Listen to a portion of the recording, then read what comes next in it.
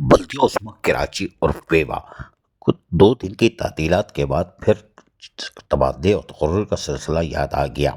और याद आना भी चाहिए, इसलिए कि बहुत दिन हो गए थे, क्रांति को कोई शिकार नहीं मिला था। लेकिन अभी पता नहीं, यह अच्छी खबर है बुरी, हम आपको बताते हैं। बल्दियों कराची और फेवा में एक लेटर निकला है 27 जनवरी को।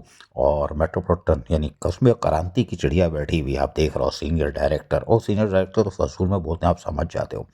इस लेटर में ऑर्डर जो है 378, उसमें कहते हैं Ehsan Malik, deputy director grade 17, employees number KDA।